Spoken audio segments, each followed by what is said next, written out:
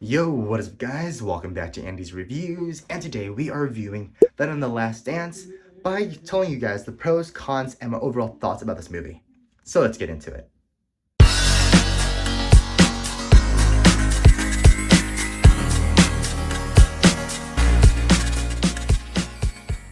Which of course brings us to the pros. Honestly, the first pro has to be the amazing relationship between both Eddie and Venom. Honestly, it was nice seeing them laugh, fight against one another, freaking run away from a bunch of symbiote killing monsters. It was absolutely incredible and has to be the highlight of this film, which is why we go to the movies to watch these two banter and fight a lot.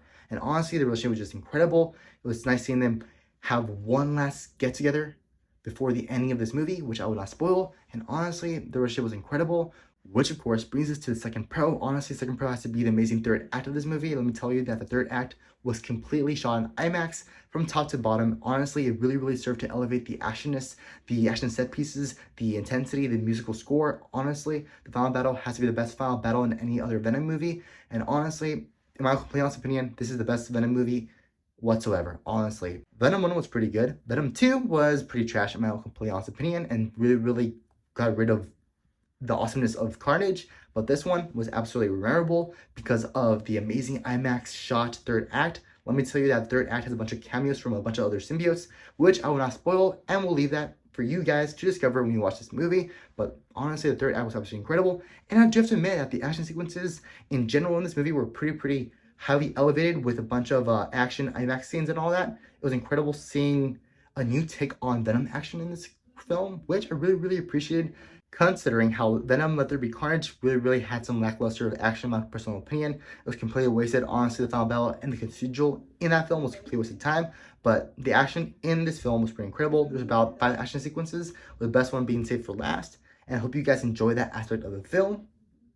And of course, the third pro has to be Noel, the god of the symbiotes. Honestly, it was pretty cool looking. Had a very awesome looking design with a freaking white hair, with the ugly face and cool looking face. And honestly, Andy Serkis, aka the guy who plays Caesar from the Ace movies, did an incredible job in embodying this character with an awesome raspy voice and all that. He was cool, but my only complaint with that guy has to be that the fact that Noel was pretty much wasted in this movie. He's basically a side villain, and basically the main villain of this movie is basically his henchmen who go after Venom, who has a MacGuffin device implanted in his body. But besides that, Noel's pretty much wasted in this movie, and I'm pretty sure that he will pop up in future Sony films, and hopefully Spider-Man 4 by Tom Holland. Honestly, if rumors are correct, he will be the main villain in that movie, but in my own personal opinion, I highly doubt that, since leakers tend to get things wrong. But if that does happen, and they really continue on with the Noel storyline in Spider-Man 4, then you guys are in for a treat.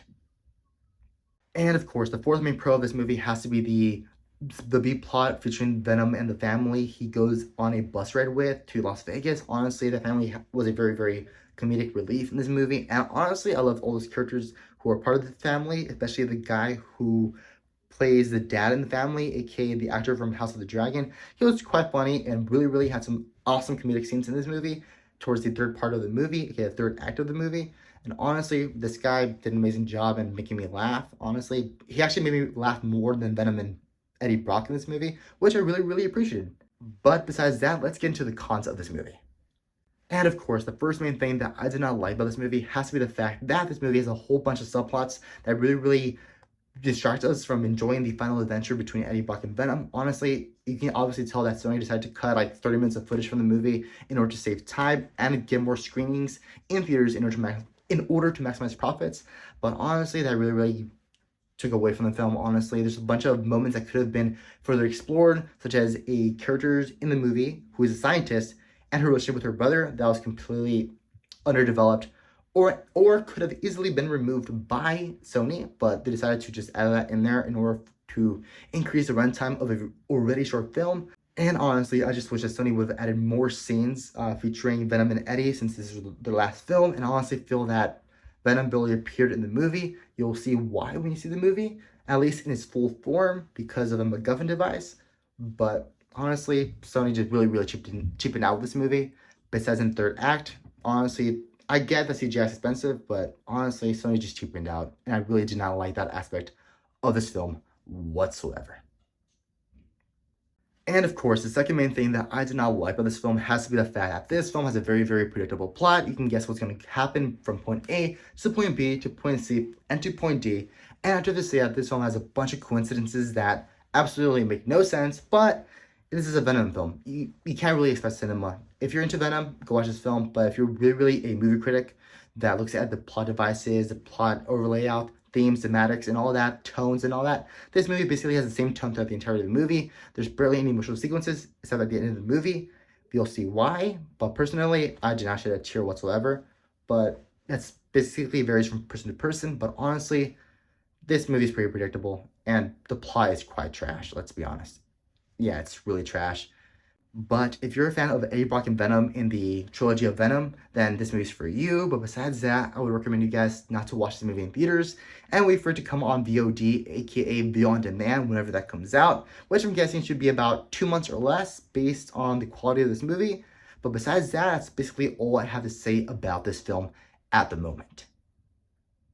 Well, there you have it. When it comes to placing this movie on the Andy's Reviews rating system, I have to say that this movie deserves roughly 6.3 chimichangas out of 10 chimichangas, a rewatchability score of never ever ever in a million years, as well as an overall grade of a C in general.